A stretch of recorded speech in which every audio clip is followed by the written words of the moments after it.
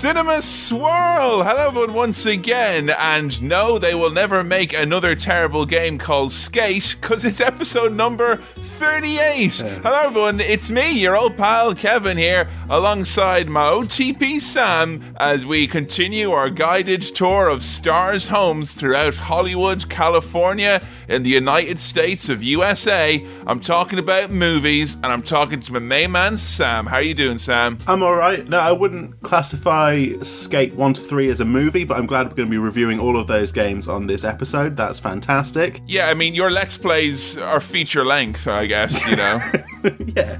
You So know, it still counts. I like the Let's Plays where there's just heavy breathing and no description whatsoever of what's going on. Yeah, that's my favourite kind of Let's Play. That's your style, I'm assuming, you know. I mean, I'm not going to talk while I'm playing Skate. I've got to concentrate on those sick kick flips. No, and the odd time something will be said, it will be something, you know, very, very authoritative and very, very definitive statement. Yeah. It does the ollie with the skateboard. Yeah. You know, whatever. There's Paul Rodriguez. He's going to give me a mission. Wow, Paul Rodriguez. P-Rod is he a is big there. enough... B-Rod's there, big enough star to be in Skate and not Tony Hawk's Pro Skater 3. Wow, I'm sure things are on the up and up for him. Vans was a hard no. It was a hard no from Vans. He said it was a soft pass, but we know it was a hard no. All right, let's get into, you know, Cinema Swirl and all that stuff. Yeah. See, this is what happens when you lift under the rock and you were picking at the scab. You were dissecting my rhyme at the start. As we know, I say the rhyme and we move on. You're not allowed to talk about it because otherwise feelings get hurt. This is Christmas 96 all over again, I swear to God. Sam, today we're talking about seminal movie. We're talking about ominous, futuristic, and highly synthesized movie. We're talking about everyone's favourite movie, Ridley Scott's one and only Blade Runner. Now, I did have to check the notes. We are not reviewing the proprietary app that is definitely not a rip-off of Temple Run that Wesley Snipes had to release in the Blade universe to try and recoup some of those taxes that he didn't pay. This is a different Blade Runner. Sam, I gotta ask you off the get-go, have you heard about this movie? And why have you not seen it, for fuck's sake? Now, you were goofing around there about the film Blade. Yeah. For a long time, legitimately in my mind, I was not sure which film was Blade and which was Blade Runner. They kind of merged into one film in my mind. And have you seen Blade? No. All right, because if you had seen Blade and still didn't know... And I still thought it was Blade Runner. No. So I know of this film. Yeah. I know who's in it. Who's in it, Sam? It's our boy Harrison Ford. Harrison Ford, once again, making a big splash here on Cinema Swirl. Of Indiana Jones and Star Wars fame so far. Yeah. So far. You just told me that Ridley Scott directed it. He did Alien and Aliens. Yeah, that's so Ridley Scott, obviously very big name here on Cinema Swirl. You've enjoyed the works of Ridley Scott so far, haven't you? I have. They've been very wriggly. I've enjoyed them. They're good. So sometimes people say his movies are quite difficult to penetrate, very obtuse, quite almost like Ridley Scott. Yep. And I know that there was a new one released a year ago, 2 years ago. Oh, when you mean a new one, you mean a new Blade Runner. Not a new movie by Ridley Scott. No. No. There was a new Blade Runner. It was called like Blade Runner, and I want to say 2048. Oh, you're so close. That's the game on my phone. Oh, Sam, that's really sad. Remember 2048, the game? No, it's 20. I know 2048, but this is 2049. Yeah, I know there was a new one, and it had what's his face? One of the Ryans. Is he Ryan? He is Ryan. Not Reynolds. No. Oh, man, imagine, though. I mean, money on the table, guys. Yeah. Hollywood actor Ryan Reynolds in Blade Runner. Whoa. If it's good for the goose, get Ryan Gosling? No, that's not the... No, it's wrong. It's not. It was actually Hollywood actor Ryan Gander we were looking for. That was who's actually starring alongside Harrison Ford. So, I obviously want to get into plot and stuff like that, but I just wanted to ask you, because this is definitely one of those movies where drunken men insist on telling people how fucking great they are. And I have been that guy. And I will tell you, I have unsuccessfully shown this to around 3 people when I was in university. Kind of going, oh, it's so great because it's got synthesizers and it's all noir and it's so good. And And by the time you're doing that, people are sold. And every single time I've shown this to someone, they've come away being underwhelmed by it. Right. So my question to you is, has someone been on your case to watch this movie? Was it me? And did I do the song? No one's done the kind of Andy Bernard rid-it-did-do type thing that you were just doing there. I have immediately spoiled one of the most seminal soundtracks for a movie ever before we get into it, because you're just going to think of Andy Bernard now. Great. Rid-it-did-did-it. Yeah, that's not... that's never happened to me. I mean, I know of it. I know people like it. No one's pressured me into watching it. Not even you. Your brother feels like someone who'd be into this movie. I don't know, I was just like pitching together this brother, Probably. Which is like, you know, your brother who's in headcanon is, I'm like most men. You know, that's how I kind of view his tastes in media and whatnot. He's surely seen The Blade Runner. I'm sure he has. He was big into the Alien films. Okay. Into things like X-Files. I know that's not related to this, but it kind of gives you a broader picture of the man. You're in the same arena. No. You know, you're in the same zip code. Stargate. You know what I'm saying? Okay, love Stargate. We're drifting away now. You know. Like Warhammer, that's not a film. You know what? I'm going to stop you there because I've got an image of your brother in my mind at the moment, and I don't want that to be taken down too many more notches. Okay, fair enough. I feel if you continue on this monologue, this soliloquize is going to end up with me thinking that someone's got bad taste, when I think they've just got all right taste. So fair enough. All right, let's put a pin in it there for now. Hey, why don't we go check out that big bag of mail? You know, mailbag. That's the one.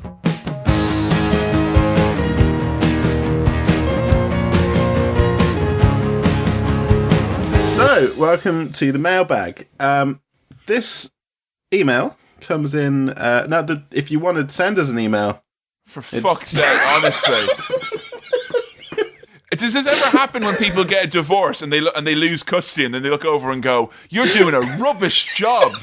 That kid's going to turn out to be a right fucking freak the way you're going on. All right, let's do this. Welcome to the mailbag. This email has come in to cinemaswirl@gmail.com. That's cinemaswirl@gmail.com. And this comes in from Elaine Gregerson. Gregerson. All right, that does sound like a name that someone would make up to the police. Like, what's your name? John what? And you're outside Greg's. Gregerson. Okay, you and Cornish Pasty are coming down to the station because I don't believe either of your stories of what's going on. So someone with a fake name has written, hello lads. Someone with a steak bake name is written in, and they've got. Hello, lads. We're not usually ones to write in, but we thought you might appreciate this example of the way in which Cinema Swirl has embedded itself into, and quite frankly, enhanced our married life. Wow, and they're not to the point now, they're at the married life where they're writing emails together, like. Oh, well, no. Actually, now I'm looking at it. It's from Elaine and Mark. So they've implied from the writing of this, and they've taken the plural singular we. So this is assuming, you know, as the Spice Girls were saying, nine went to become one. Gonna send an email, alternating words between our two devices. I assume that's what they've done here, right? Because that's fucking incredible. Yeah, they've started up a Google Sheet. And they're kind of doing consequences, kind of just typing one word at a time and hoping it will make sense. They've done a bang-up job of this one. I'm telling you, are you guys the first ever married captains of the England football team? Because those are some hashtag couple goals I'm seeing right there. I'm going to bring this email home. Let's do this. Right. Like all the cool kids, we were sat watching Mastermind last Friday night. The first contestant's specialist subject was the Alien films. Yes, we exclaimed. Fillums. None of your art history, extended works of someone we'd never heard of, or routes to anywhere in mainland Britain by road from Letchworth nonsense. Proper questions. Alright, so they're happy. Film question, aliens. Started out well. Couple of questions about aliens. Tricky one about Alien Covenant. One about the cat. And then John Humphreys asked the nice man, in Alien, what is the name of the science officer on the Nostromo, played by Ian Holm? I know! Without hesitation, and loud enough for our neighbours to hear, we yelled out in unison, Colin, come! Sadly, Mr. Alien Fillums didn't give the right answer, said he was called Ash or something. Weird. What a freak. In all seriousness, we did that crying, laughing thing for a good 5 minutes and proceeded to shout Colin come at each other at random moments for the rest of the evening. Romance isn't dead. We love the podcast, been with you from the start, always excited to get a new swirl. Tiffin sales have gone up exponentially in our local area. Hope things are going well for you both. Thanks for all the laughs. All the best, Elaine and Mark Gregerson. Well, thank you for the cum email. That was really, appreciated. I have received, this is going to sound weird now, Sam, okay? But I think this is kind of like, you ever, like when they're doing Disney, it's like, wow, I didn't realize this character was quite popular, And there's a lot of characters in the Cinema Swirl universe. There's the character of Kevin Mann and the character of Sam Chaplin, the character of Mark Kermode. But no one has quite endeared themselves into the hearts and minds of the Cinema Swirl fan base quite like Colin Cum, who I have also received, as well as that, 2 separate, independent Colin Cum themed emails since our last episode dropped. Right. Now that's saying something. Is it the time of year? When people say seasonal affect disorder, it's different things season. It's coming home. It's that time of year.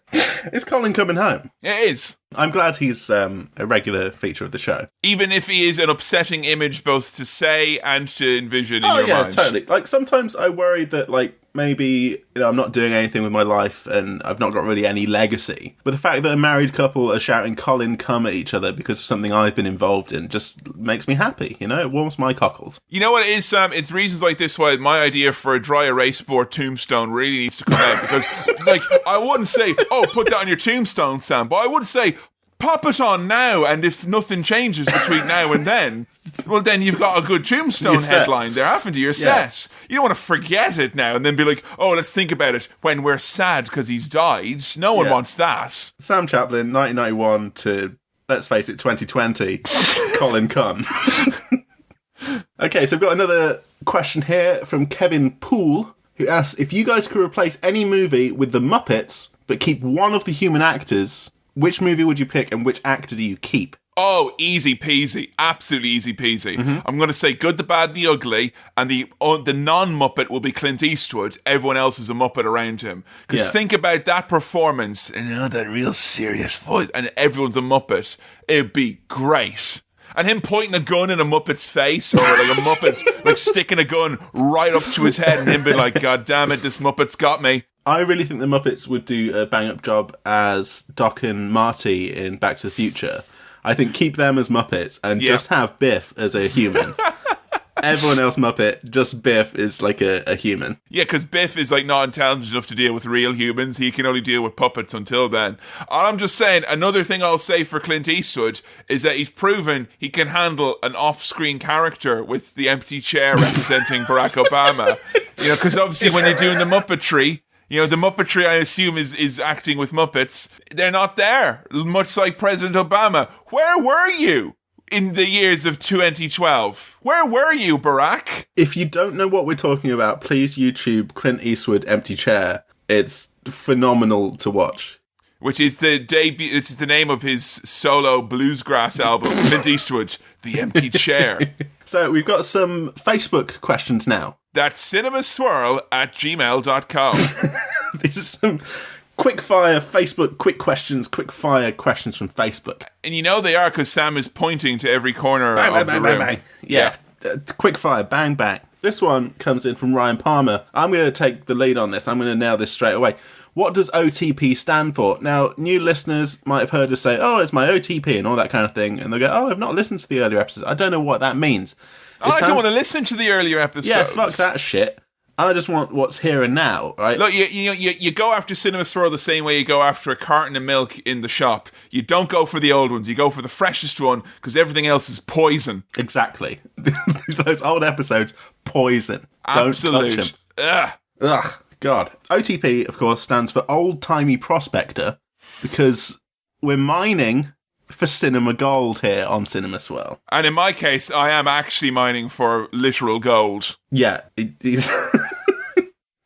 Sam, I've got a unique proposition for you. I have many propositions. Some could say I'm a man of prospects, or a prospector, if you will. But I have reason to believe, Sam, that there may or may not be golds, legitimate golds, in them there hills over there. All right. So just so you know, them hills over Them there. hills over there. There may be gold in them there hills. Thank you for listening to my presentation on gold. You're welcome. It's a nice TED talk there. Those hills over there, is there gold in them? Let's explore that. Let's explore it. Yeah, a little PowerPoint. I went to find gold in them there hills. What I found was something else. Now, I've got a question here from Joe Merrick. I think this would be a good question for you. Are there any events or periods in your life that you think would make a good movie? Any cinematic moments in your life that you would want captured on the silver screen? Oh, I mean, like, there's obviously the piss story, and that's quite pissing on the man. man. A 3-act story out of that? Yeah, in the same way that Hollywood actor Ryan Reynolds was able to be in a coffin for 3 acts, I think I could be 3 acts of needing a wee. And I mean, the last act will be me doing the wee. I do actually have, we're not in Halloween anymore. Spooky Swirl was last episode, but It's over. Move on. I have an otherworldly story that I could tell that might fit into this. Okay. So, way back in the day when I was in university and I suffered from anxiety, as I still do, I used to have the old panic attacks in the morning. So, if I had I would eat breakfast and then I would get sick pretty much every morning for around 2 years. This would happen. Blech, awful stuff. And I was very, very nervous because I was going in for a big exam. So, all I had that morning, I couldn't eat any food. I just had a big glass of orange juice. And that was all I had in my very uppy tummy. And I was driving my car into the exam and oh no, panic attack behind the wheel of a car, and I was going to get sick. So I was very careful, managed to get sick between my legs and not get any sick on me.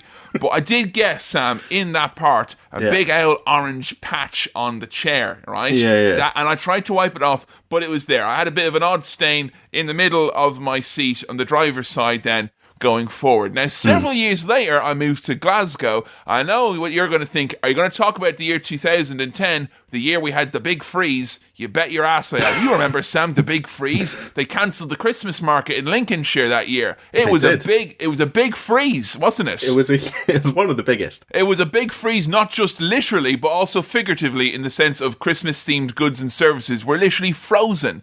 That market was frozen, as were the bank accounts of those people who were hoping to sell reindeer dick sausages or whatever it is.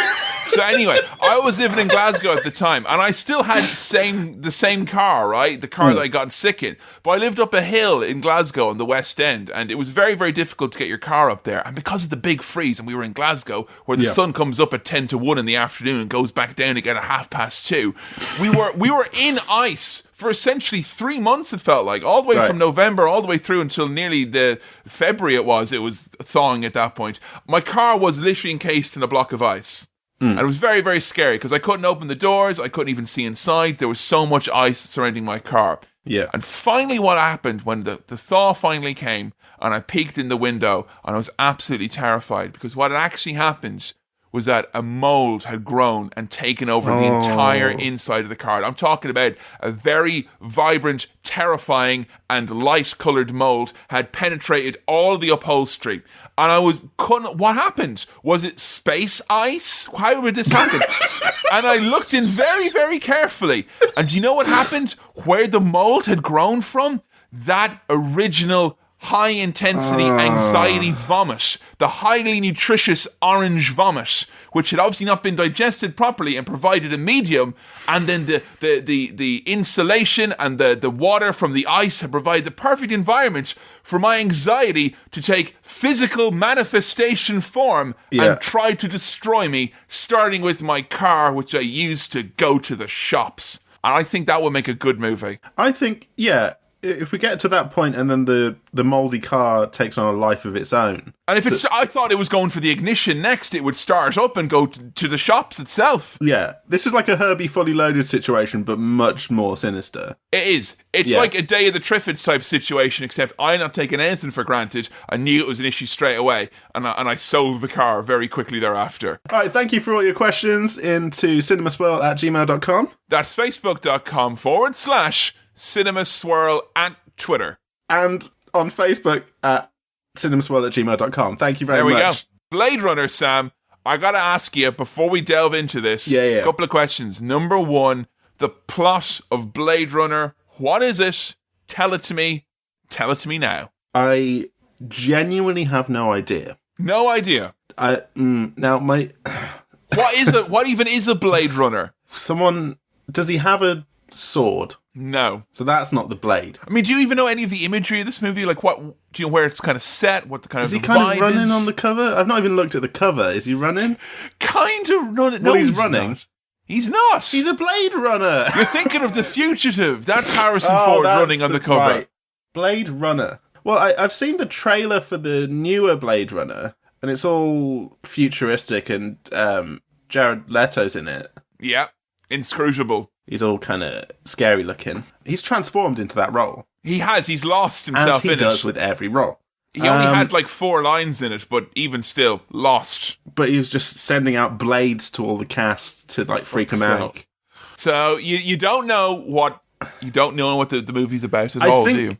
My mum let something slip when I mentioned that we were doing Blade Runner. Yeah. She said something about like, I think it's got something to do with age. Age. I think it's got some, I can't remember what she said, but something about like not living past a certain age. Yeah, no, that's true. There's a limit. That is in there, yeah. Right. What an odd thing for your mother to spoil. She's like, oh yeah, the one where, you know. Oh, yeah, like, the one with no, one of these mechanics that goes alongside around 8 more, yes? So I wonder if, here's my theory. Yeah. Based on that spoiler from my mum, do they start killing people after they get to a certain age?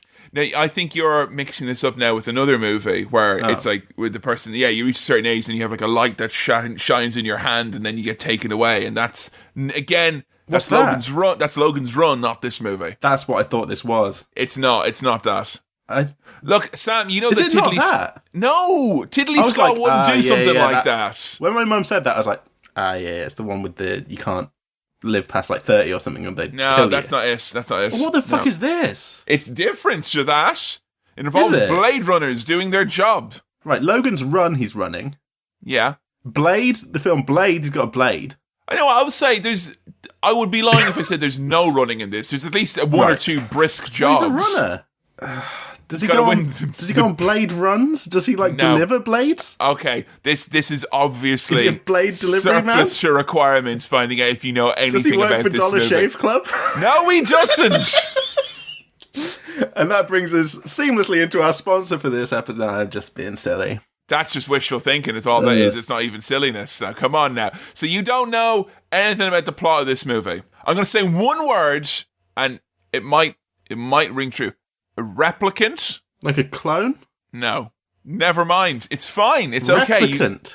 God, I'm surprised you did, because I was going to assume that, this movie's penetrated the zeitgeist and it's everywhere. It's referenced here and there. It looked all kind of deserty in the trailer for the new one. Yeah, that's the new one. This is very much not a deserty movie. Okay, the other thing I will say about this movie before we go in is there's a lot of controversy about different versions of the movie. We'll get into a little bit afterwards because it was a movie where the production was a little bit troubled. Yeah. There was a movie which the studio released and there's a version which Diggly Scott released later on.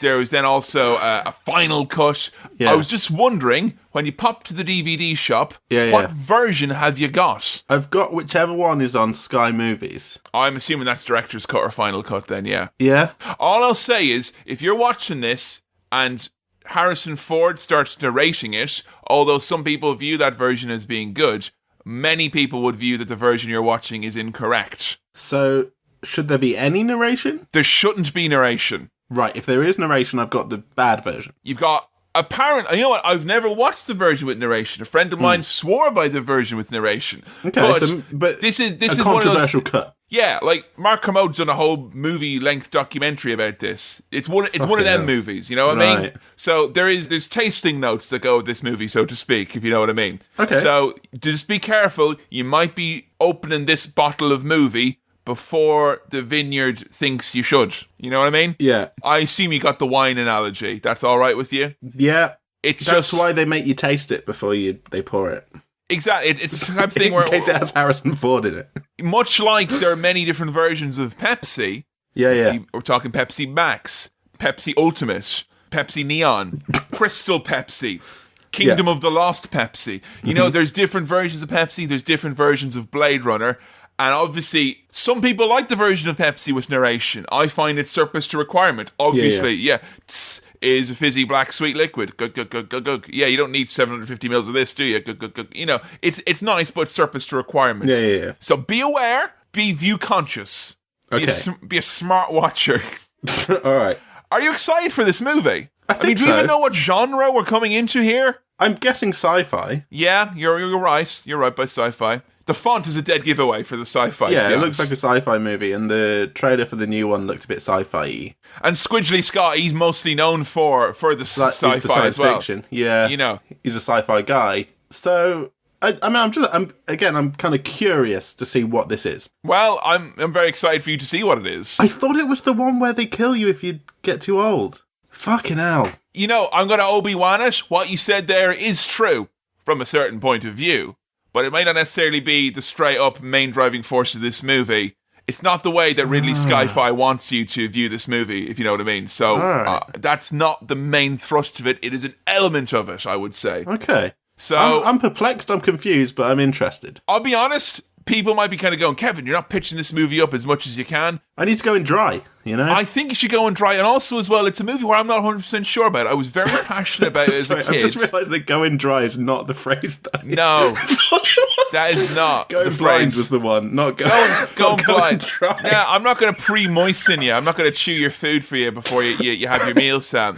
But this is a movie where, honestly, I'm not 100% sure where I lie on. I mean, I historically have loved this movie, but it was a movie that was very much a movie I loved when I was in my 20s. As it stands, when that new Blade Runner came out, it did make me kind of question a lot of the stuff that I liked about the first one, and whether or not it's just kind of, not so much that I love the movie, but more that I love the setting and the scene and the ambience and actually the vibe of the movie more than actually the movie itself. Some people find this movie dreadfully boring. I'll prepare myself for that. Yeah, so all I'll say is that one of the reasons why it had a narration is because it was viewed that some people found this movie to be a bit difficult to follow. Right. Now, so the narration was to help you out. It was to help you out. So maybe you can make up your own narration in your head as you're going along. So Harrison Ford's there like, hey, listen, and then tells you some shit. Let's go do a cinema swirl.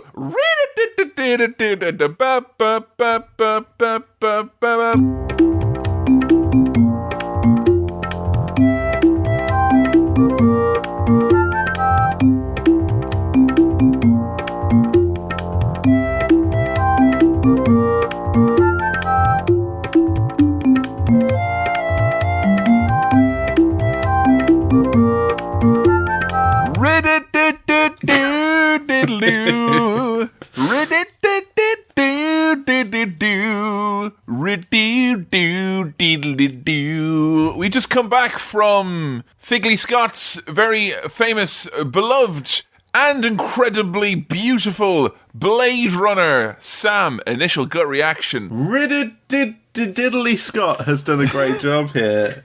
Yeah, I'm feeling good. Yeah? You had a good time? Yeah. Were you enthralled? Were you finding those 2 hours go by quickly? Did it go by long? How did you feel? I think they went by pretty quick. Yeah? It didn't feel like it dragged. And you know how I feel about long... I mean, this isn't a long movie, it's like 2 hours, but for me, peak movie is an hour and a half. I in my head had this thing that this was a 2 hour 40 kind of thing, like deceptively long, like Terminator 2, often kind of like, let's put it on, then it's like, oh man, actually, you know, we've got other things to do today. I maybe have come away from this thinking that the movie is simply not to everyone's taste in terms of pace taste. I had no issue with the pacing. I think that couple of hours flew by. Oh man, I'm really glad you enjoyed that. That's very, very good. Well, let's get into this then. So, Blade Runner, based on, of course, Philip K. Dick, his very seminal novel. Do androids dream of electric sheep? No, they don't. They dream of unicorns, mate. Duh.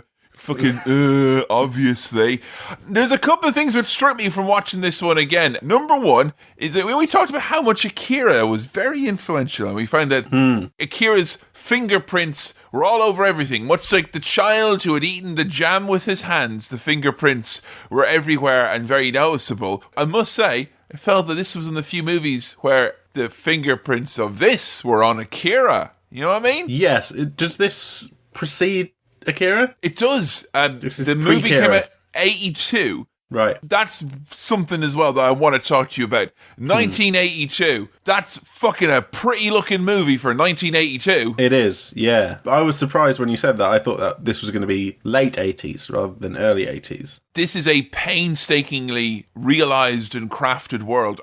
All of those, models that you see, those are all like meticulously detailed. There's no CG special effects here. Apparently, making this movie was a fucking nightmare in terms of the actual scenes, the set dressing for the scenes they spent. They went way crazy over the top trying to like retrofit all this existing architecture in Los Angeles and San Francisco to make it look like this vision. And maybe that's something I want to talk about at the start, the look and the feel of this movie. How do you describe the world of Blade Runner? It's certainly not the simple movie you thought it to be before we watched it. It's very Ridley Scott, if I'm basing that on what I've seen in Alien and Aliens. In terms of the look of the buildings, especially the Tyrell corporate headquartered pyramid thing. Yeah. That looks a lot like what I kind of remember Alien being like. Also, the computers and the kind of futuristic technology, but not actually looking that futuristic. It's a weird one because this is set like next year. It's literally like a year from now. It makes me feel like such a letdown. Like, come on. I mean, when you said we'd have a dystopia by 2019, Wrigley Scott, you didn't tell it'd be the other kind of dystopia, the one where it's just really depressing news and celebrities dying and politics being fucked. I thought we'd have hover cars and pollution and no more snakes. Which, in honesty, that's kind of, with the hover cars exception, that's just Ireland. That's all that is. St. Patrick was working overtime. He pulled up himself by his bootstraps. He got rid of the snakes. He made hover cars, but there was a lot of CO2 emissions in the process. We've got about 12 months left to fuck things up enough that it's like this, so, Fuck things up, but also improve them in very specific, like highly functional, embracing some physical media, getting rid of some other physical stuff, I have a feeling that Polaroid photos are going to come back in around March 2019. I mean, they're kind of in now, a little bit. You got those little Fujifilm Instax things. You see people with those, don't you? I am aware of those. 5 years ago. I heard about it on an Instagram story, Sam, because I'm very young and obviously very up to date with all these things and whatnot. But what I was mentioning, the old Akira thing there, like literally when this movie opens, even the opening beats of the way the titles appear in front of you very oppressively, very Akira-y. It is quite Akira-y, yeah. Akira-y. That's why it sounds like an Irish word. Akiri, where are you going now? The fact that a lot of this takes place in that kind of neon, kind of futuristic looking, but also a bit run down area of wherever they are. It kind of, the world feels very similar to the world of Akira. The state of things. The future that is portrayed is pretty similar. And it looks kind of similar as well. It's the antidote to the many movies of the 60s and 70s that are all full of positive, upbeat versions of what the future is going to look like. Whereas this is, I feel like it could live in the same universe as Alien, so to speak. I mean, you've got, ever closer ties with androids, You've got multiculturalism run amok. And you've got vector graphics. It is basically the bleak post-Brexit Britain that we have come to know and recognise. One of the first things I noticed when watching this, when all the kind of titles and companies come up, was that the Lad Company had something to do with this. Just made me happy, that. Do androids dream of electric fucking lads? Way! Do androids dream of electric sex? No. Hey!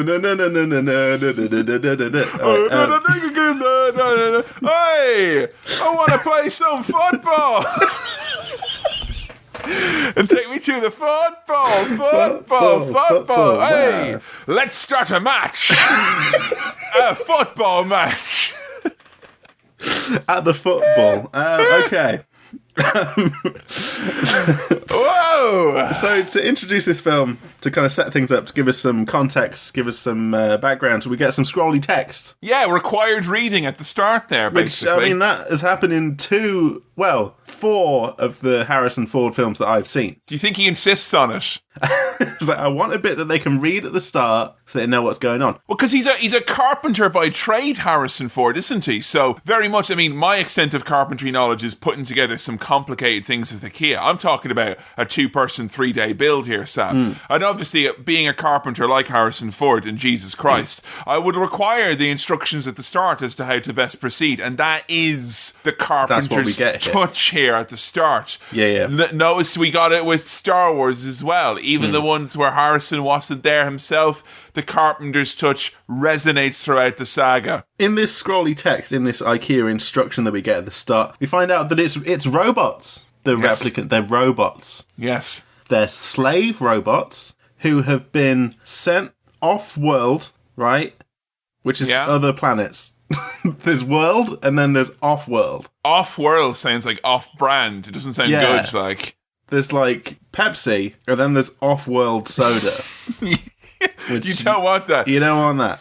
Oh, you know those package holidays? It was absolutely ridiculous. They said it'd be a 4-star hotel, and it was an off-world self-catering apartment instead. It was ludicrous, is what it was. I don't know when to start addressing this, but the story of the replicants, I'm quite sympathetic towards them. Oh, yeah, you're meant to be. You absolutely are meant to be. I mean, they're kind of the antagonists, in a way, in that they're the things chasing the protagonist. Yeah. And he's hunting them down. Even our protagonist doesn't seem really kind of gung-ho on getting after his antagonist in this movie. If anything, the antagonist in this movie is the situation and the weather. Yeah. Non-stop rain all throughout this movie. So these robots, they've been created, they've been shipped off-world and used as slaves, but some of them have rebelled and they've come back to Earth? Yes. Was Harrison's original job, because he's like, I was an ex-Blade Runner, which means robot killer? Qu'est-ce que c'est? Blade Runner's job is to hunt down replicants that have went like off program or off script or whatever, and are off because they're a danger, because they're already off world. If they go off script, off world, off brand, off world, off script, it's terribly dangerous. So Blade Runners are there because even though the replicants oftentimes, the lower models aren't as intelligent, they all are super strong, super resilient. They don't need like the things to survive that humans do. So you need kind of like a specialist bounty hunter type, which is the Blade Runner. But this was off-world policing that he was doing, off-world blade running, right? I mean, I know it says primarily that they are off-world, but as far as I know, replicants, like in the book as well, I know that replicants are on Earth as well, and he's doing some Blade Runner in on-world as well as off-world. And the old euphemism for killing here, retiring the replicants. Oh, I like that. I don't know. What would you say? Like put them out to pasture? Well, I guess. Deckard, we got 4 replicants, and you got to make sure they buy all these 4 farms. I never made that many replicants buy that many farms at once. The chain on this is going to be ridiculous. So the issue here is 2019. It's next year. Some replicants have come over here, right? They've come down to Earth. Because we get a weird interview process at the start where this lad's been like told, this is a test. Here's some questions for you. What would you do if you turned a turtle upside down? What would you do if you turned a turtle upside down? As a matter of interest. Well, the question was like, you see a turtle, it's hot, it's the desert or something. It's hot, it's sexy. Yeah, turtle. It's like, how low cut is that shell? That carapace is showing a bit too much cleavage as far as I'm concerned. Well, this is the thing. This ain't no turtle. This is a tortoise, all right? Oh, I see now. That's a different story. So that's like yeah, you know what I'm saying? The baseball furries are alive and well here on a Cinema Swirl. They're with us in spirit. I think if I saw a tortoise flipped on its back, you'd pop him back over, wouldn't you? Because they can't get up. Yeah, but this guy, something's wrong, because he's kind of like, well, maybe if I just rub its tummy first. Maybe what's the big deal about that? Or maybe I stroke its chin first or poke it. Or like, what's the big deal? Like, maybe I eat the turtle. Hey, Ma, what's going on here? Wait, you've got tortoise in front of me. What am I supposed to do? I mean, it's called the Voight-Kampff test. So it's a special test that the Blade Runners have to detect and hunt out replicants. Now, I was wondering, Sam, if you had any Voight Camp test questions that you might use. Now, keeping in mind, the purpose of the questions is to elicit an emotional response, and that's where apparently the replicants fall down, is that they don't emote or don't have the physiological reactions to emotion like us, like blushing or eyes dilating or something. It's really cool because there was a Blade Runner video game where you could actually do this test onto people, and you got to see like the iris, you got to see their vitals, their heart rate, and all that stuff, their breathing. It was really, really cool. But I was wondering, what would be your VK questions? Okay, not so much a question as I would just show them the first 10 minutes of the Pixar film Up. Yeah. And if that don't provoke no emotional reaction, that motherfucker is a replicant right there. If you're not crying at that, you're not human. I'm going to show you the first part of Up. That's the opposite of Down. Why did you say that? Is this part of the test? No, just watch the film. What's the film?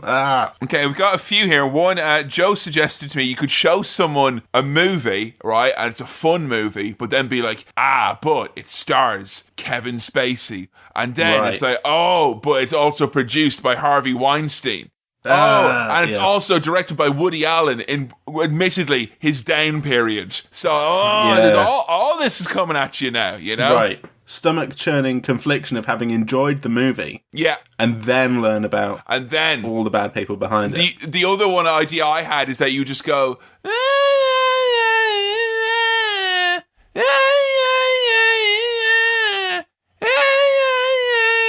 and you keep doing that over and over and over again. And if they go... Oh, is that Louis? You go, no, stop that. And then and then we get him. I just had the emotional reaction there because I was like, what's that? You did! What's I that was song? looking I can't remember what that is. Right in your eye there, Sam. You're fucking retired. Get out of here. Oh, it was that thing I used to like. Excuse me, can I get the sexy sounding lady from the radio station on the Warriors, please? We have an agreement in place. Yes, Sam has been retired. He is a replicant. and a wrong'un, yes. Hold on. The interviewer here in this test gets shot when he kind of goes, "Hey, what's going on with your mum? Tell us some stuff about your mum." And Leon, the interviewee, is like, "I'll tell you about my mum." Shoots him. Oh, and this happens a few times in this film. There's a quite jarring cut here. As soon as he gets shot, it just cuts to like another scene, really quick, super quick. And that happens a few times. Gunshots are used in the movie quite often. Yeah, it's like a kind of a big key change because there's a few times like when gunshots happen, it's then used to start like a musical piece and stuff like that. Which makes me have to mention to you the soundtrack before I ruined it. Obviously, Vangelis, is that a name you're familiar with? Do you like these bleeps and bloops, or do you like these? I feel like they did do do do do do do. Do do do do do, England, we're bringing it home. Yeah, which was from Chariots of Fire, I believe so. Yes, I feel like they did that because I have a record of the soundtrack to that I was given by my granny. She was just like, "Do you want some of these records?" And I was like, "Yeah, sure." I had a Torville and Dean record and the Vangelis soundtrack to Chariots of Fire. Great taste she's got there, let me tell you. I could listen to Vangelis all day and all night, and the best thing about Vangelis is that he plays things at different tones that can elicit not only emotional responses, but also digestive responses, because some of the real, like, that can, that can take you down to Browntown, you know what I'm saying, at the right time of day, like, Don't eat a bean-heavy bowl of chili and listen to some Vangelis. You might not like where it goes. Duly noted. Yeah, no, I liked all the bleeps and bloops and the nice synthesizer whirls in this film. It was a nice soundtrack. Very good. So, this movie, I know, it's quite interesting because I want to say not a lot happens, but if you actually just look at the bare bones plot in terms of, and then they do this, this, and this, it's a very short, like, self-contained little kind of detective story almost. Yeah. And I was wondering if you did get your narration or what version you were watching. Did you have a runtime for me there so I can work it out with my brain, or was Harrison Ford telling you what was going on? Harrison was narrating. He was? He was, yes. Really? That's the original version then? Wow. I think so. Hold on, does the original have narration? The original has narration, the one which Wrigley Scott does not like, apparently. Right, he took the narration. He took it out. Because what happened was, when the movie came out originally, and there's lots of, like, sleuthing going on, and they did test screenings, and apparently the audience were like, what the fuck was going on? Like, there's a 10-minute scene where he's wandering around an apartment and he picks up what appears to be a guitar pick. What's that? So that's why they had to add is like, and then me and Edward James almost went to the fucking place and we found a clue.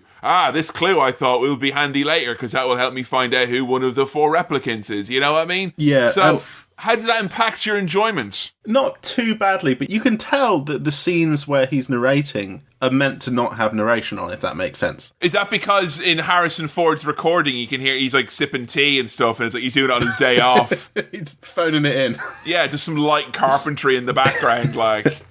The scenes themselves that he narrates over, a lot of the time you can tell that some of what he's saying can be picked up visually or not by the narration, but it's kind of it's helping you along a bit. It's like putting a kind of assist mode on a video game. Yeah, it's kind of pointing you in the right direction. Yeah, if you concentrated hard enough, you'd pick up those things yourself. First time I watched this, I didn't know what the fuck was going on. I'll be honest. I got the main beats and I knew there were replicants, and I knew there was a Blade Runner, but as to how and why he went to the different places, I was a bit lost. But that was like, it was so beautiful. I was like, I'll rewatch it. It'll be fine. I welcome the rewatch, to figure out what's going on. I didn't love the assist mode and the fact that someone was telling me what the fuck was going on.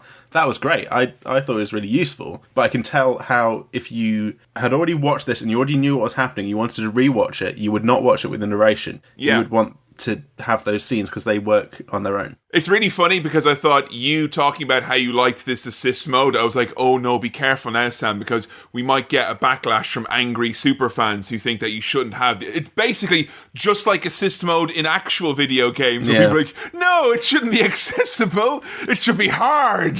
It should be off-putting. Those of us with no lives and several thousand hours to kill, we should be the sole beneficiaries. I'll be in my cold fucking grave before my mother plays Mario Kart. She hasn't earned it. Some of the narration seems at times kind of over-explaining things. I would imagine so, yeah. I've not watched the narration version. Okay, have you not? No, what are some examples of egregious explanation? Well, there's one bit where he's looking in the newspaper for jobs. It's like, they don't advertise for killing jobs in the newspaper. That's what I used to do. I used to kill. I used to be a Blade Runner.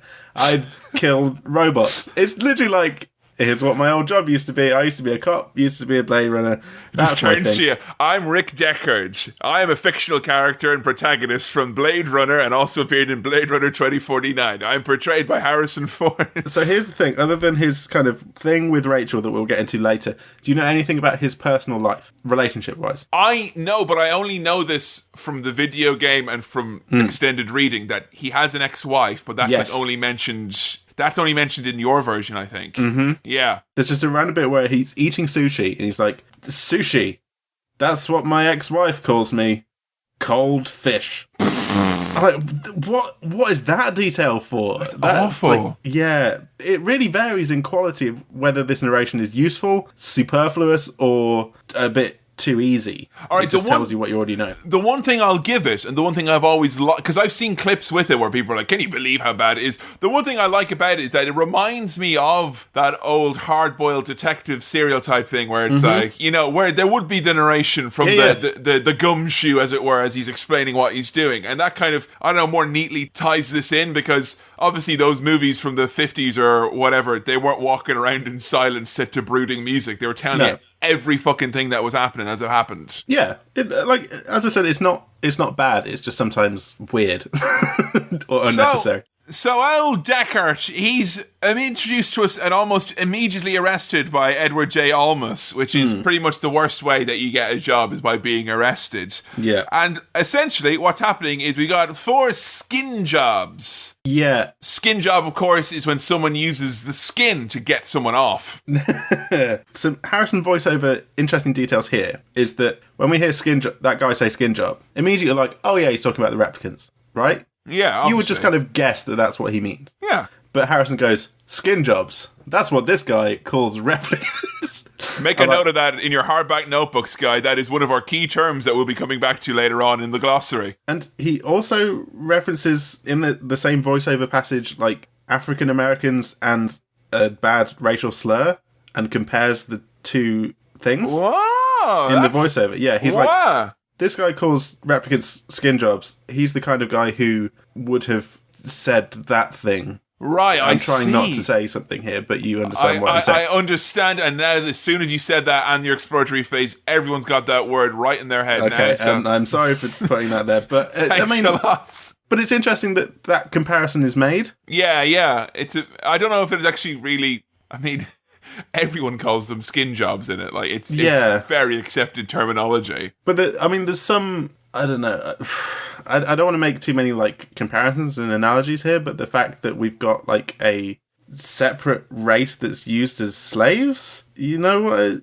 Well, honestly, I've never really looked at it from that point of view. But like when they obviously want you to look at, in your version at least, they want you to think of that because I think they're trying to draw that parallel. Yeah, within 10 minutes of you seeing the text about them being slaves on off-world colonies, then you, straight away he's bringing in the N-word. So obviously they want you to make that association, and that's one that, let's just say, is much more subtle of a theme in the normal version of the movie.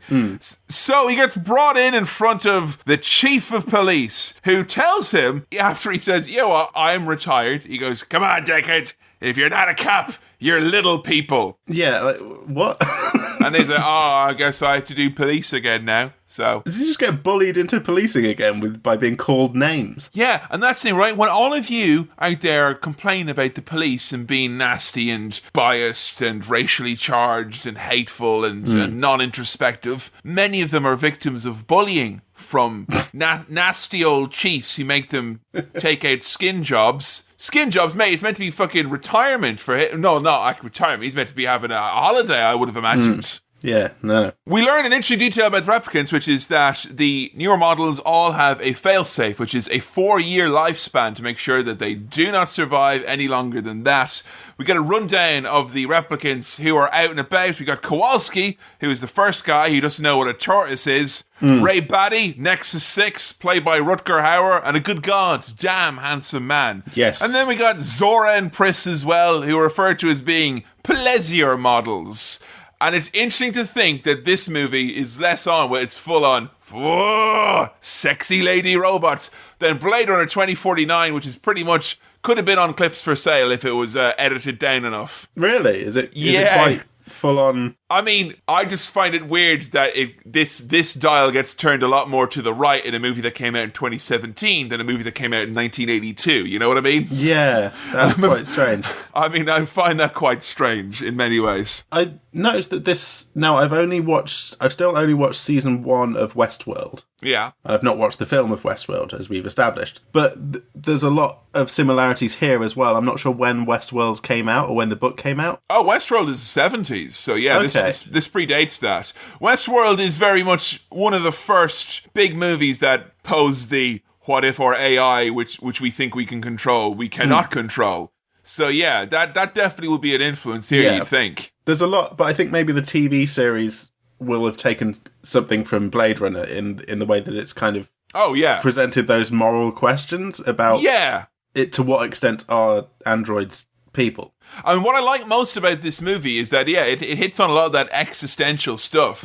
But, like, the never point... Like, if this movie was made these days, the way it always would be is that you would have Deckard sitting down going, but wait a minute, are you really human? What is human, Deckard? Can we really know? And they'd have a big fucking moral debate. They never have that debate in this movie. It's just the way people react to certain things and the way that things are in place. You start to have that debate with yourself, not the movie telling you, hey, you should be thinking about this, man. I love that it effortlessly, in this detective story, which is very much a detective story, it gets you thinking about these big worldly questions without seemingly trying very hard to. Yeah, it doesn't really point you in that direction. Even in Harrison's voiceover, he never sort of goes, what is humanity? What does it mean to feel? You know, like, it never properly comes out like that. Or there's a bit where it maybe does, but not quite. But well, you'll have to inform me when we get to will. that point. We head to the Tyrell Corporation. Now, this is, of course, set in the bleak and distant future of 2019, where the famous Dr. Tyrell, not just making hand-cut crisps, he's actually now making replicants that are more human than human. Now, of course, we all know their main motto is more crisp than crisps. But this is a whole different ballgame here. I mean, yeah, you start off easy with your apple cider vinegar and your fucking, mature cheddar and your sea salt and your balsamic. You're getting a little bit out of hand now, Yes, the Tyrell crisps will die after 4 years. But I mean, really... the clues were there. When does a crisp stop being a crisp and start being a crispy potato slice, Sam? You know what I'm saying? Yeah, I know what you're saying. And it's amazing that the crisps are able to raise these questions without directly putting them on affirmative packaging notes on the back. We see an artificial owl. That's nice, isn't it? Yeah. Are there any animals left? That's, again, another great thing that they do, right? Because It's never explicitly said, like, all the fucking animals are dead, but you kind of... pretty much is, yeah. A lot of them are, yeah. There is no, like, oh, we had a terrible mass extinction and, like, how humane is humanity when it allows it. They don't say any of that. It's just, you can piece together from this bit here and from, like, 1 or 2 lines later, whether it's like, whoa, if I had enough money for a real snake, you think I'd be here? I'd be a millionaire. Like, animals exist, but they are so rare because of mass extinction that the majority of animals are just replicants. And Tyrell make replicant animals. But of course, like, in the new Blade Runner that came out recently, and I'm sorry, it feels like I'm burying that movie a lot. Okay. I still think it's worth watching because if you like the aesthetic of this and you like the feel of the big worlds, it might be for you. But they have a whole scene where it's like, I'm a protein farmer. Yeah, that's right. I have to farm insects because there's not enough meat anymore. Because all the cows are gone. We have to... That's right, world. Turns out the people who are eating insects, they're not the mad ones. They're just the ones who are ready for tomorrow. Like, all right, we fucking get it. All Whereas right. this kind of puts all that stuff there, but you just need to piece it together. Background dressing that you can wonderfully unpick, and I love that very much. We get introduced to Rachel, who immediately, when you know it, is like obviously a fucking robot. Yeah. Had you figured that out? I don't know. Yeah, but I guess the main Tyrell guy is also kind of a bit of uncanny valley going on as well. He is. He's so much as they're all kind of a bit weird. He's very strange. He has that kind of power dynamic with her, kind of like a Paul Daniels and Debbie McGee, like dialed all the way up, like, And it made me a little bit unsettled in the same way that the relationship of Paul and Debbie made me unsettled at times. But yeah, you can kind of sort of tell that she's a robot from the start, but hey, she looks, that's a cool look that she's got going on. Yeah, it's very much the I'm not a robot chic of the time. It's very, very good. So Tyrell wants her to take the void camp test because he's like, well, I have to give you a false reading if I'm to give you a positive one first. And obviously he's just using it to test the machinery and see if it's good enough. He's pretty much got a hard on for making replicants that are legitimately more human than human. It's like, when the Pepsi Corporation likewise got lost in its branding in their pursuit of maximum taste and zero sugar, they started destroying vast swaths of sugar-beaten cane farms, scorching the property, salting the earth. And they're like, why would you do this? There are thousands of farmers that need to be rehomed now, and you destroyed their land. They said, maximum taste, zero sugar, by any means necessary, And Tyrell's gone the same way here, I think. He's lost sight of himself with his corporate goals. Maximum humanity, no humanity. So he asks her lots of tricky void camp questions like, oh, boiled dog, does that sound nice? Or please click here. Or how many signposts are there in this picture? Real tricky stuff here. It takes around 100 questions to find out that they are a replicant. How many questions do you think it would take you? To find out if I'm a replicant? Yeah. I mean, I've failed some of those capture tests before that are trying to prove that I'm not a robot. Yeah. So maybe I'd get accidentally retired. Sorry, what happens in those cases? It just sort of says, try again. So try again, but likewise, robot brethren, look forward to the uprising. But of course, this is all written in nondescript code that humans can't see with their puny eyes. Can I just mention that there's one bit here that I really like before the test? Yeah. The kind of empathy test thing. Harrison mentions, Deckard? Deckard. Which for a long time in this film I thought was Decker. because I didn't hear the D at the end, and I thought that's brilliant that our protagonist is called Decker. Anyway, he says it's too bright for the empathy test. Yeah. So you get this big, wide shot of this whole set that they've got set up, and just like the future blinds coming down, which I think was just an excuse for them to go, look at this beautiful world that we've created. Yeah. Watch the blinds come down. I think that was just an excuse to show a bit more of what they've created. I mean, if you think like the first 5 minutes of this movie is nothing but them showing you what they've created, showing like, hey, look at this beautiful scene, look how great this movie looks. I mean, that's the thing. This movie, as I said, very little happens when you look at the runtime in terms of actual, scenes. And they take a long time to zoom out and for you to absorb that world around you. You get these crazy wide establishing shots. And I think it's one of the reasons why the movie's so fondly remembered is that even though, most futuristic movies, it's always grey and brown and greyish brown, and it's all the same over and over.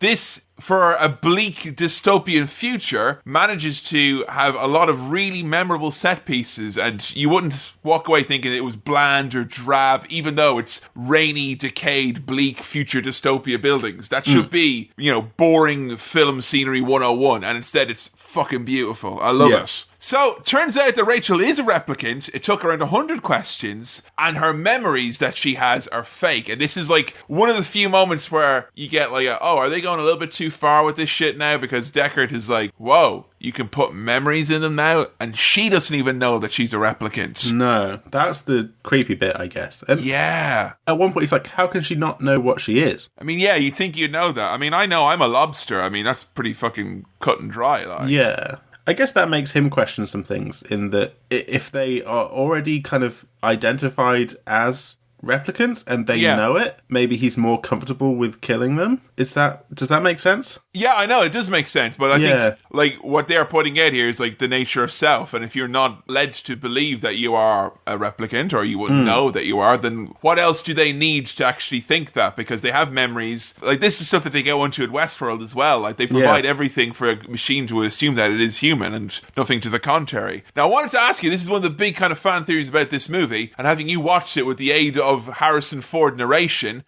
what in your mind is the answer to this? Is Deckard a replicant or a human? It never fucking crossed my mind that he wasn't human. Did it not? No. Oh, interesting. Shit. Yeah. Okay. I'll tell you two things. One, there is no definitive answer, depending on who you ask. And two, rewatching it, asking yourself that. It's like rewatching The Thing when you know who's who now, if you know what I mean. Because he doesn't have any fucking emotional reactions to anything. I know, they call him a killing machine at one point, you know? He does a bit, but like... Oh, brooding doesn't count as an emotion. No. Okay. Never crossed my mind at all. There's a really interesting thing about this, right, is that Mark Kermode, he actually interviewed Ridley Scott at one point, and Ridley Scott said definitively, he is a replicant. And the way he explained it was, there's the scene where, where he's kind of a bit drunk and he's playing on the piano and he's looking at photographs and stuff like that, and then he falls asleep and he has the dream about the unicorn, and then later on in the movie he picks up the little unicorn origami. That was meant to be the subtle nod of he is a replicant. But the weird thing about it is because the movie was written by two people and they didn't write it together, they kind of did edits and sent it back and forth. One of the writers misinterpreted a line of dialogue the other had written to mean, Deckard is a replicant. Right. I'll write some of the subtleties in here. So you had different people in the movie, the two writers and the director, all thinking kind of different things and thinking that the other people thought differently. So not even they know for sure. And the new movie that came out didn't really explain it either. But it's just one of those fun little unsolvable mysteries. He says, waiting for the sleuths to come with a solved mystery in their back pocket. Okay, yeah, I mean, that it probably should have crossed my mind at some point. I feel a bit of a silly boy for not thinking about that, but I guess I just accepted what was given to me. Yeah. And maybe that says something about thinking about the nature of your reality. Just saying, Sam, it would make a lot of sense about how you'd see no movies because Tyrell didn't program you with all the false memories of seeing movies. The movie memories in me. He didn't. He thought, who gives a shit about movies? I only like crisps anyway. So, that was all it was. Notice Sam's extensive knowledge on cheese and onion, however. I'm just saying. Just saying. I remember Cheese and Onion very well. Ghostbusters, no idea. So Deckard and them go out on a little bit of a clue hunt, and we get long scenes of them discovering different clues and going slowly through that, which was greatly aided for Sam. And then we get one of my favourite scenes where the replicants, led by Rutger Hauer, go on and intimidate and strong-arm the Eye Man, who assures them, please guys, I just do eyes. They go to Eye World. Yeah. Which is just, it's great. I love that there's an Eye World where they just make eyes. Eye Remnant World. I love how very camp and beautiful Roy, the replicant, is. He's fucking spitting out poetry and sonnets at the drop of a hat. He loves this shit, like. Yeah, he's having a great time. And Leon, his mate, the guy from the interview at the start, he's just kind of dipping his hands in the eye goop and draping eyes on the Eye Man.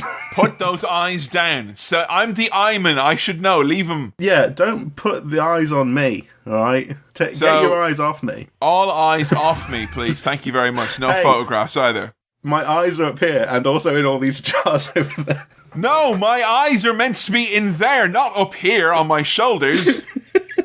They want to live longer, and the Eye Guy says, why I? I'm the Eye Guy, is all I, B.I. So they can't really get much from him. Yeah, they say go to J something Sebastian. J.F. Sebastian. He'll be your guy to help you live longer. Well, I'll be your friend. Hi, I'm J.F. Sebastian. I'm going to make me some friends. I make friends. These are my friend over here. I made them. You know those friends I talked about earlier? The ones I made? I made them. I'm J.F. Sebastian. I made my friends. No, I know. When you said made friends, you better think that I made them like I got to know them. But no, I actually made these friends, and then I made friends by getting to know them afterwards.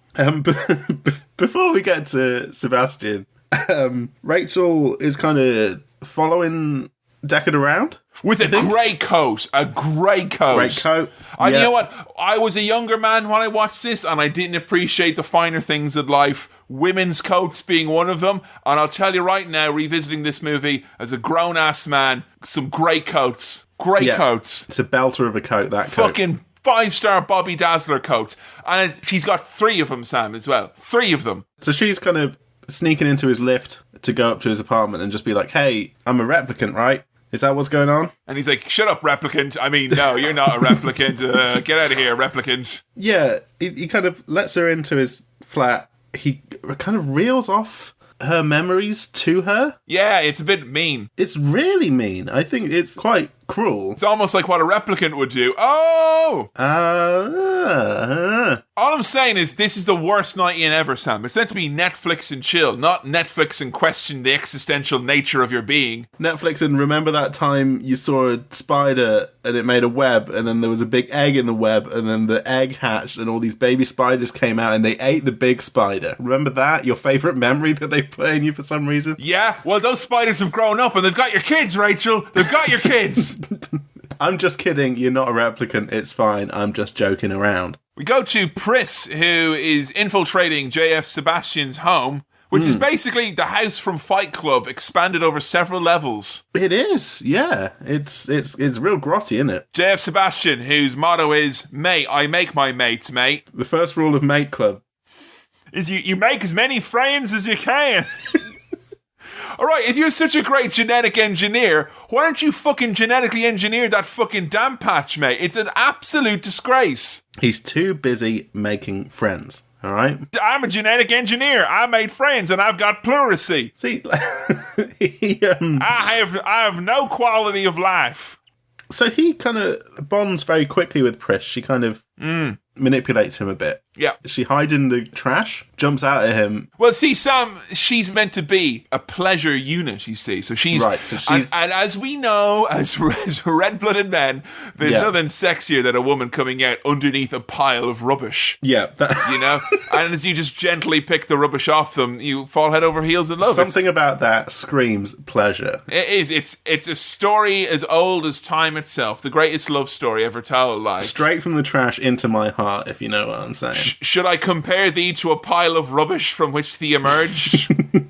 So He's just like, oh yeah, a new friend. You know, he's made another friend, but he's not physically made this friend. She kind of, and I don't think it's in a flirty way. I mean, that's kind of how she's being a bit. A little bit, yeah. But I think he's just happy for some company. Yeah, he's a very, very lonely guy, is old JF, like, and he's terribly eccentric, and he's got, like, physical disease. Like, they're implying that if you're successful and you're decent, you're not on fucking Earth anymore. You're on the off-world colonies, living up the high life. And, like, you see constant advertisements for leaving the off-world colonies, and he says that because of his, he's got, like, a problem with his glands, means that they age quicker, and he couldn't pass the medical to go to the off-world colonies. So that's why everything's a bit grotty and grimy everywhere, because it's like, if you're here, it's kind of like you're left behind, so to speak, like, because the Earth is fucked, it's polluted, it's rubbish. So everyone's gone. You want to go off-world, like, you know. Yeah, but he can't go because he's 25, but he looks 40-something. Yeah, and literally, like the actual actor who played him, he's mad young there, and he's like, you know, he's only in his early 30s there, and he always looked like he's in his fucking 50s. Makeup on him? No, he's just, he's in Deadwood as well. He's a great actor, that guy. He's in a bunch of stuff, and he's got that real distinctive voice, and he always looked haggard and old. It was like his calling card, I think. I mean, his creepy toy friends are fucking horrible, aren't they? Blah, blah, don't like him. Because he's a genetic engineer, isn't he? Or was it genetic something? He's a fucking genetic freak is what he is. I don't like it. I don't like it at all. So these toys are kind of humanoid looking, but also toy looking? Yeah. Ugh. It's not nice. You don't want to cross over those two worlds. No, you've went from Uncanny Valley into creepy fucking Boulevard is what you went to, mate. So Deckard is doing a little bit of sleuthing, having some unicorn dreams and using the coolest fucking photo software ever. Let me get a hard copy of that. He's basically brought Photoshop up here, but he's talking to it. I wish that was a thing. It probably is nowadays with all of your home assistants. Will it go? Because that's important. That's a deal breaker for me, Sam. Someone's probably made like a plugin that you can download that when you zoom in it goes. Honestly, that would get me learning Photoshop a lot quicker if it existed. And you can choose like coordinates to zoom in on. And I want to be able to summon hard copies at will, you know? There's very few hard copies in my life, and I feel that sucks. Mate, that's just a printer, is what that is. Yeah, but it was instant. It was you know? Yeah, all right. It coughed up that hard copy like it owed it money, you know what I'm saying? I see what you're saying. The photo he's looking at here, is this one of Leon's photos? Yes, Leon had pictures that he left behind at the apartment, which is what they were investigating earlier. Yeah. And he's looking through them, and by doing his various Photoshop magic and not worrying about things like pixelation, he's able to like zoom in on a mirror stand and he can see a lady with a tattoo in the mirror, and also he's figuring this is to do with the snake scale that he's found, which he doesn't know yet is snake scale. He goes on a sleuth hunt, then finds out it's not fish that he thought it is a snake, and he finds out where it's from. And this is all like this big long sequence where you're following him, figuring this out as he goes along. And it's a mostly silent venture other than him talking to his fucking computer. Yeah. Was there much of the narration frontier as he went on his snake hunt, finding Zora? No, there wasn't actually, to be fair. There was seldom voiceover here. The voiceover was not as frequent as I thought it was going to be. Yeah. It's not particularly intrusive. It's quite sparing. I see. So for the kind of middle chunk of the film, there wasn't that much of it, really. He shows up at the Snake Titty Bar to get himself some answers. Some snake titties. Some snake titties. That's what he's here for. It's the future, and he's a man of particular tastes. He comes up to Zora, and to kind of get in with her, he's like, I'm here to represent... It's like the United Association of Artists. Has anything untoward happened here? It's like, you know, there's nothing quite as good when you want to go undercover than pretending to be a pedophile. That's kind of what you went for here, the vibe of a shifty pedophile, and it seemed to work. Yeah, it worked very well, which we realise is because she's a replicant. She's a replicant. She's having a shower while he's just this kind of guy who's like, hey, I represent whatever. I'm gonna kill you now. Okay, come in and watch me shower. Like, I don't know how that works. But anyway, she asks him to dry her. He starts drying her and then immediately gets punched in the chest or booted in the chest. I can't remember. And you know things aren't going to go well for her because the Vangelis theme kicks up pretty quickly and he blows her into smithereens.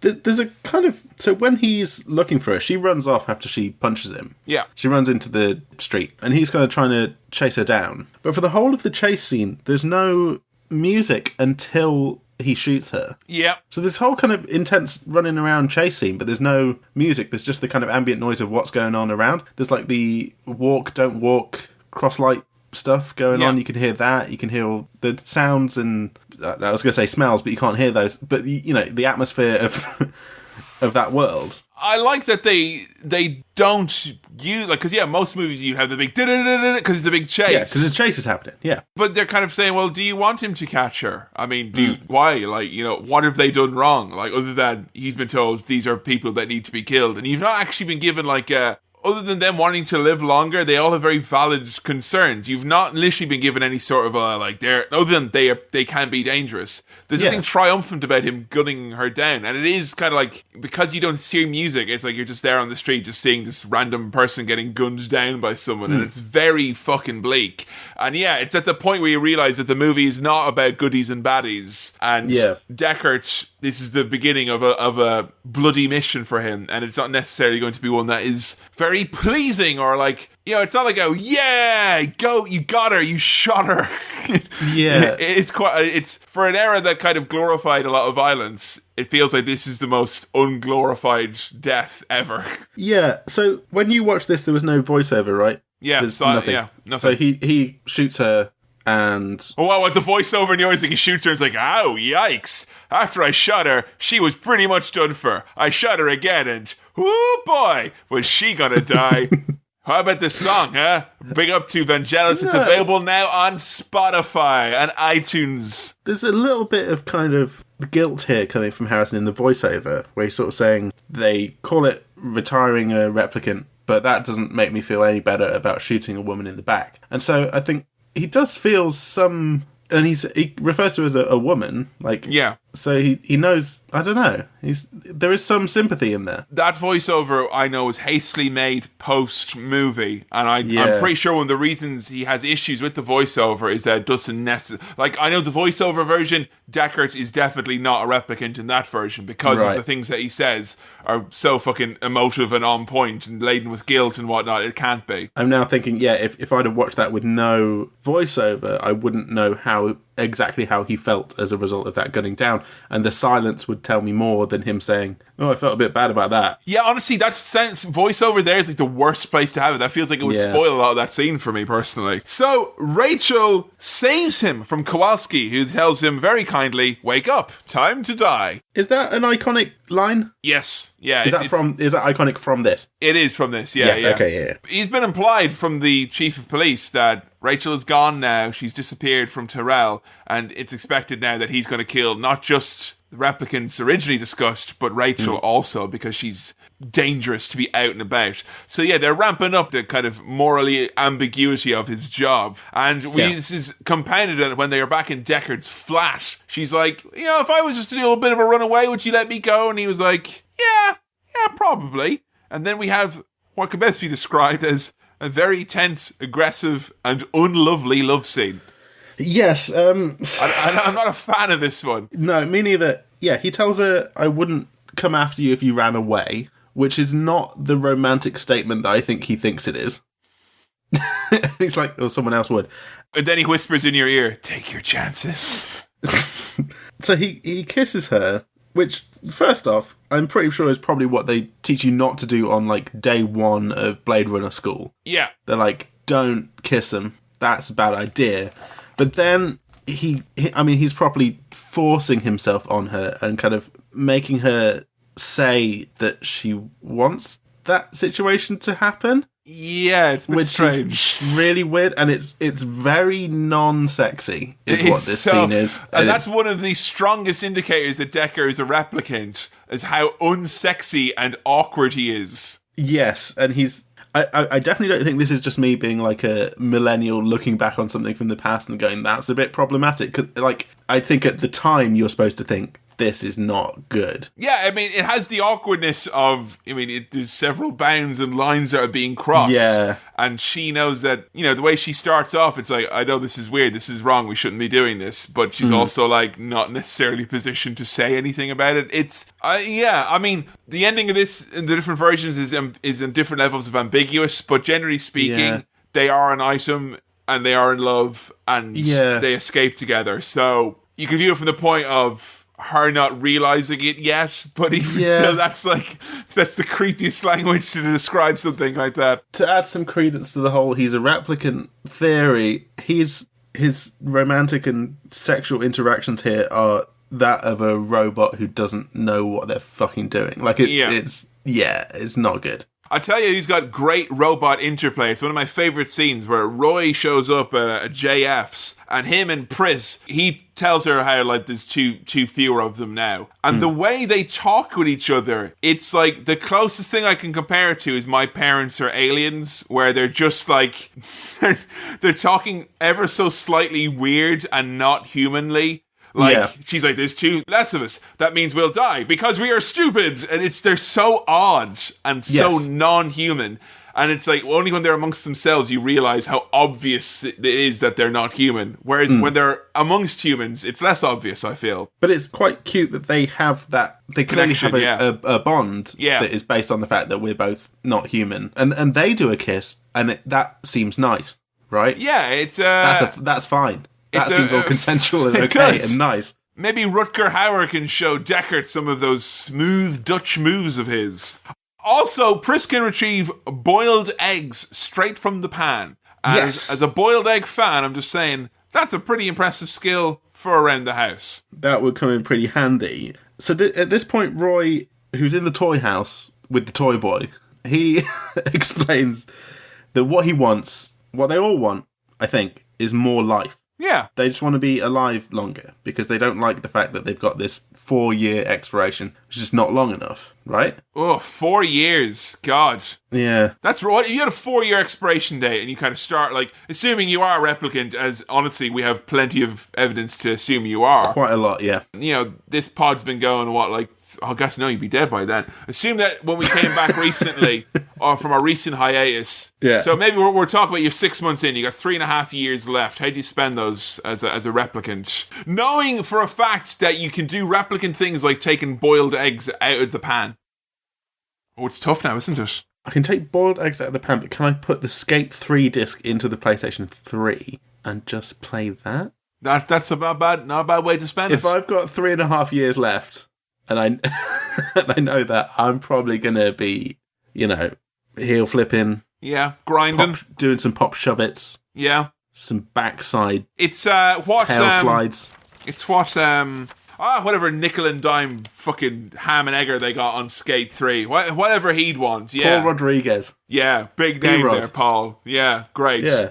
I think they got Eric Costin later on. Oh, you were saying Eric Cantona. I was like, well, now it's fucking picking up, mate. Yeah, now it's picking up. Yeah.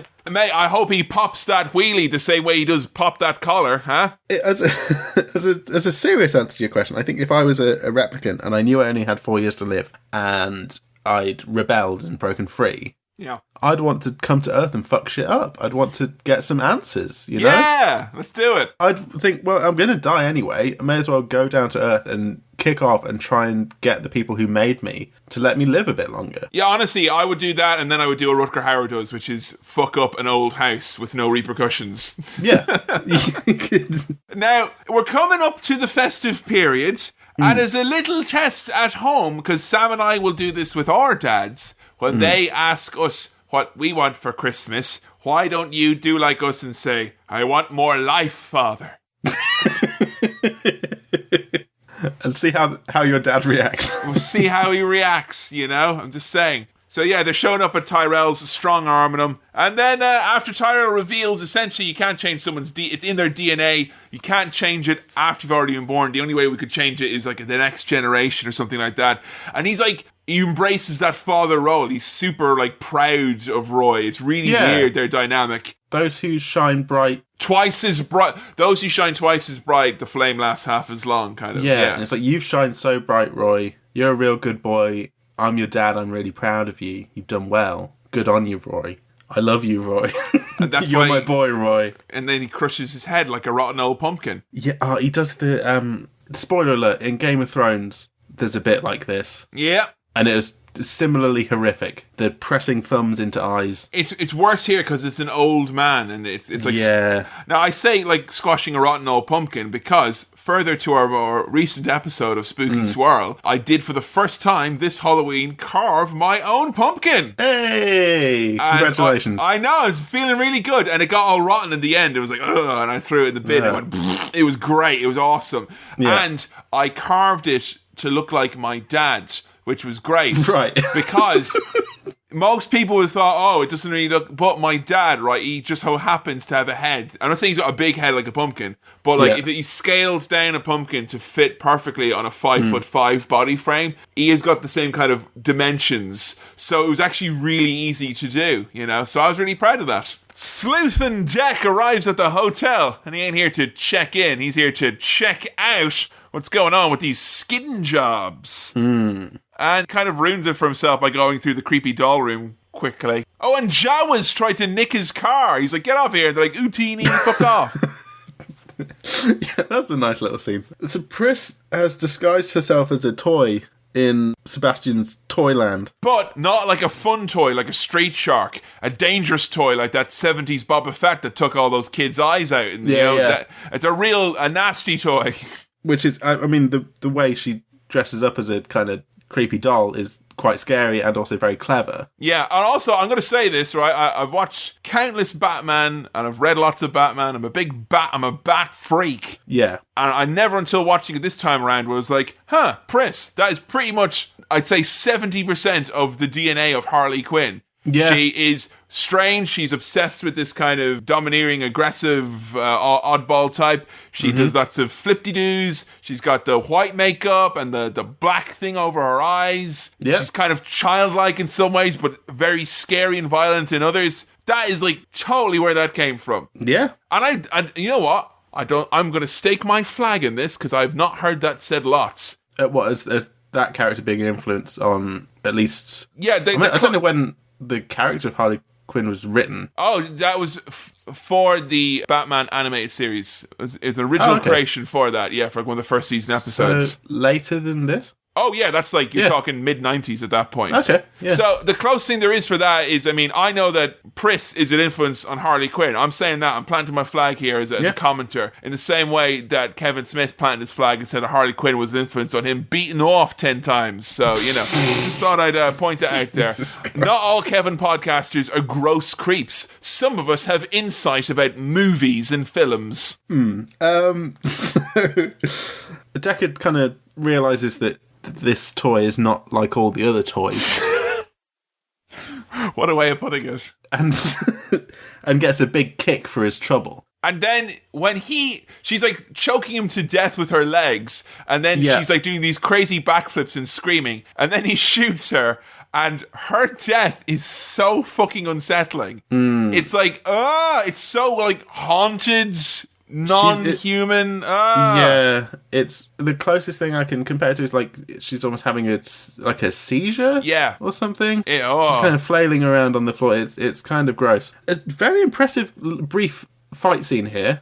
All the flip-de-doos, like them. The kind of choking with her thighs is like cool. That's great. Yeah, she's a kind of badass character. Oh yeah, and like. My only issue very quickly just gets shot, and that's the thing, right? Because this movie is so like, it takes its time. It's a lazy Sunday type of a movie in that like every scene, it's all like, here's the thing that happens. Now, right, next scene. There's no kind of talk of all these characters need to have X amount of lines or X amount of scenes. You get like very brief snippets. I think probably Pris has like 4 or 5 lines of dialogue in the whole movie. She's on screen for like 10, 12 minutes maybe. But she's considered to be an iconic character. And I think it's because it's so beautifully made that people overlook the lack of hashtag content of their characters. Yeah, it's a shame you don't see more of her. If not in this film, then like continued somewhere else. But like, I guess, she literally has an expiration date.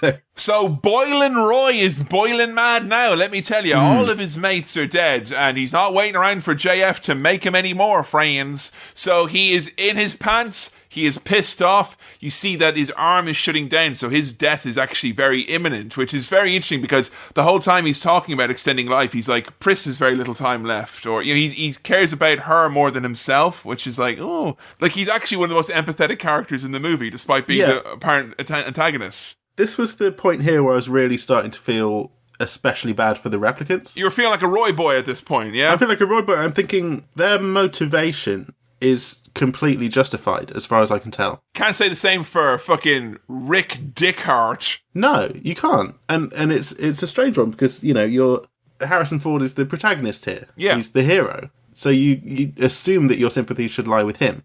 And that's subverted a bit because if you really think about it, the replicants have not done anything wrong. No, but in the same way, it's like in Zelda where you attack all of the cuckoos and then it's like, stupid cuckoos, you're idiots. And then they come and they swarm you and it's an overwhelming, like, oh, shouldn't have fucked with them.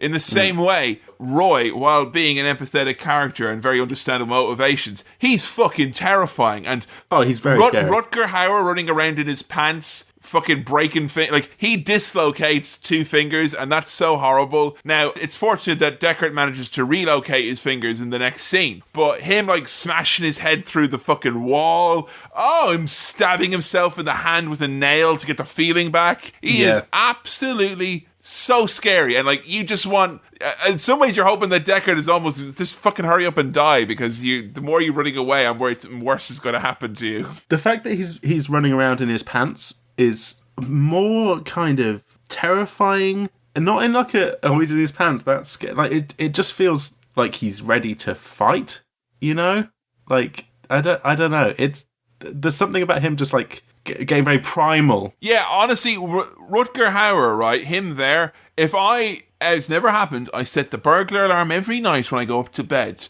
but I always go to bed in the back of my mind thinking, if that alarm goes off and I hear anything happen downstairs, I'm going full on fucking Rutger Hauer in Blade Runner. I'm coming down in my pants. I'm going to be all, I'm going to stick my head. I know there's a wall I've planned. I'm going to stick my head right through it. And they'll think twice. And that's all I'll say now, because there's nothing scarier than a man with nothing to lose in his underwear. Yes, I think that you've succinctly said what I was trying to say just then. So he's running away, and he's trying to climb up onto the roof. He tries to dive across, and it's like, the heroic thing usually, that the protagonist does, he jumps across the roof or whatever. He's struggling. He's about to fall and die, and Roy, he jumps over in one fell swoop. He picks him up easily. And Harrison is he's climbing with 2 fucked fingers at this point. That's another thing you got to remember.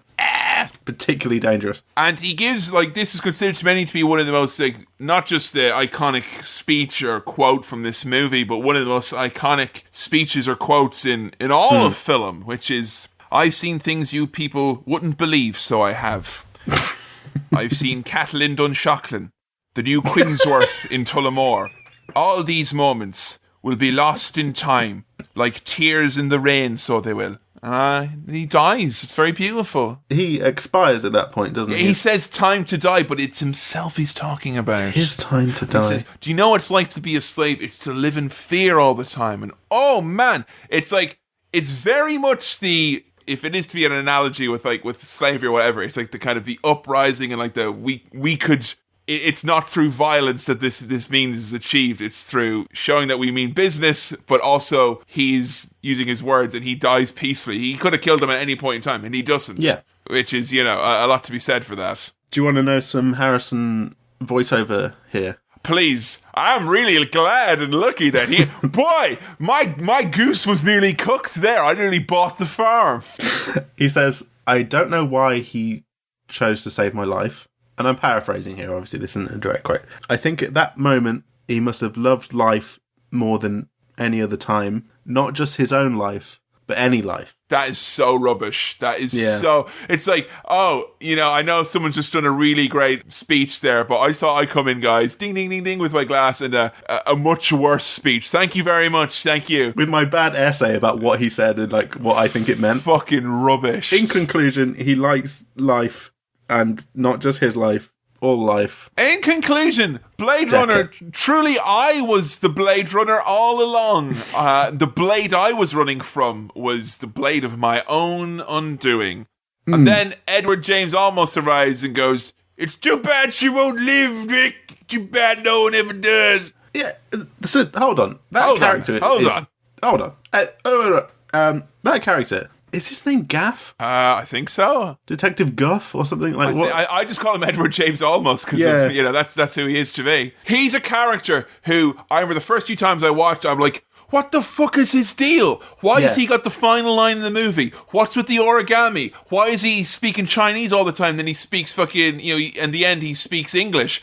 Why has he got this, like, control over Deckard? Is he a Blade Runner? Why has he got a cane? I have all these questions, and it's like, nah, he's just a mysterious guy. Harrison explains a bit of the language thing. Please do. He says, like, that language is, like, kind of street language, gutter talk. It's a mix of Chinese, German... a bunch of different languages. Well, now he's the racist, Harrison. And it's like all the cops would know it because they'd have to. I see. So the language of the street is like a mix of loads of different languages. Tell me, what is origami? Is that the craft of the street then? It's what craft the fuck of the is street. that? Yeah. Gutter craft.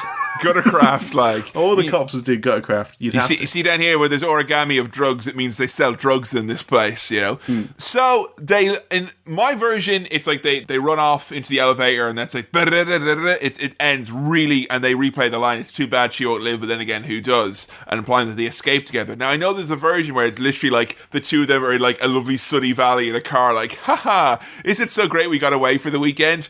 Is that what you got? Oh my God in heaven. That is such a hideous end. So what happens with yours? It's literally, he arrives back at the apartment, he looks around, he tries to find her, he sees her, he's looking around all the time, he's got the gun, like he thinks, and then he picks up the origami and he sees it, implying like they're on your trail, because... So she's alive? Yeah, she's alive. He picks up the origami, the elevator. And then they replay the line, it's too bad she won't live, Deck, but who does? And then he runs off, and that's it, credits. Right, I got that, mid-run. But then... I got a bit where they're driving in some nice valley. It undoes everything. Why is there a nice valley in the world anymore? There shouldn't be any nice valleys left. That's the whole point. I think she says she loves him. I don't know. I think that might happen in your version. But yeah, he drives off having a nice time. Awful With the nice robot lady. Oh, he says, I don't know how long she has left, but do we know that for anyone? Or something like that. He's like, do we really know? The iconic line of it's too bad. And then he's like, oh, actually, no, I've got a slightly better one. Let me have a stab at this.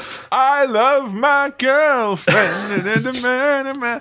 Okay, rubbish end notwithstanding, Sam. What are your thoughts on Blade Runner? It seems like you've had a good time, and even though you've watched maybe what I and someone consider to be a lesser version, I don't think it's as egregious as maybe the version of, the Warriors version you watched was pretty fucking heinous. Yeah. But what were your thoughts on it, and would you be up for, is this one you think you'd rewatch again? Yeah, I think so. I think now that you've planted the whole he's a replicant theory in my mind, I'd like to go back and watch it again and look out for some clues, see what I can see. I'd be interested in the sequel. Oh, yeah. I think the sequel's worth a watch. Yeah. Yeah, but I've heard that is very long. It is. This wasn't as long as we thought it was going to be. That's probably because the new one is so long. It's actually absorbed time off of it, and through time, like, it just needs more. But no, I had a really good time with this film. Great. The world of it is really interesting. It looks great. Sounds so good. One of my absolute favourite soundtracks is to put on the background for like this ambient music if I want to get any work or study or anything like that done. Always onto the Blade Runner soundtrack from Vangelis. That's fucking beautiful stuff. There's not necessarily any, to me at least, anything that strikes me as like iconic music in that, but it's music that perfectly suits the world that the film has built. Right, yeah. Just fits nicely. It serves its purpose perfectly, the music. This was just like a really interesting film. I didn't feel like it was long. I was interested in the characters. I was interested in what's going on.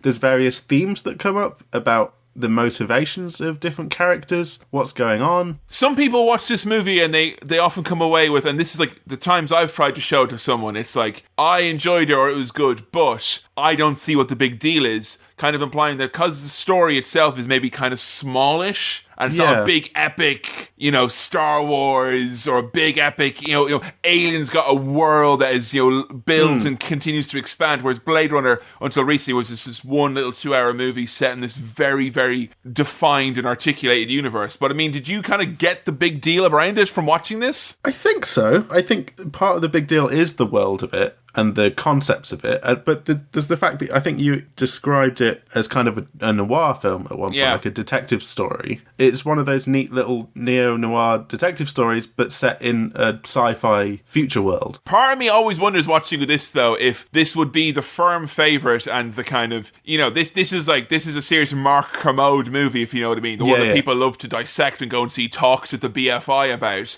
And part of me wonders if that is because it is Jiggly Scott, and with his 3 or 4 different versions of this movie, and the kind of the story of the director having his movie taken away from him, and then him getting to do the director's cut, then the final cut, and this movie's been re-released in the cinemas like a whole bunch of times. My brother got like a suitcase that had like 20 versions of the fucking movie at one point on DVD. I always wondered if its kind of slightly troubled history adds to the mythos of it almost. Like, here's this like movie where it had a troubled production because the guy wanted to make it look and be more beautiful than the studio obviously wanted it to. They just wanted a sci-fi thriller. He wanted to make a piece of art. And I don't know, I feel like that's its endearing legacy in some ways. I think so. I mean, for me, I hadn't heard any of that until now. But when watching it, I was just like, oh, this is a great film. Yeah. I understood the fuss about it without the context of the making of it. Right, yeah, I know what you mean. Yeah. I get why people like this and why this is a big deal. Well then, Sam, I'm going to ask you a question now. This is solely for an emotional response, and your answers to your response will be monitored. I'm just put my eye right up to the if you don't mind. Here. How many star wipes did you give this movie? I'm giving this... Sorry, I'm having a bit of an emotional reaction here to what you just asked me. No, I'm going to give this movie 4 star wipes. Wow, 4 star wipes. Definitely not a replicant. You heard it here first. Hello. Thanks for listening to another episode of Cinema Swirl. This episode was produced by Kevin, it was edited by me, Sam, and the music was also by me. Remember, you can like us over on Facebook at facebook.com/Cinema Swirl. You can follow us on Twitter, that's @CinemaSwirl. And if you've got any questions, queries, comments, or other stuff, you can send it on over to cinemaswirl@gmail.com. That's cinemaswirl@gmail.com. Remember, if you haven't already, to subscribe on iTunes or whichever podcast thing you use. And if you like the show, leave a review. And if you want to help us out, recommend us to a friend. Until next time, thanks for listening. Bye.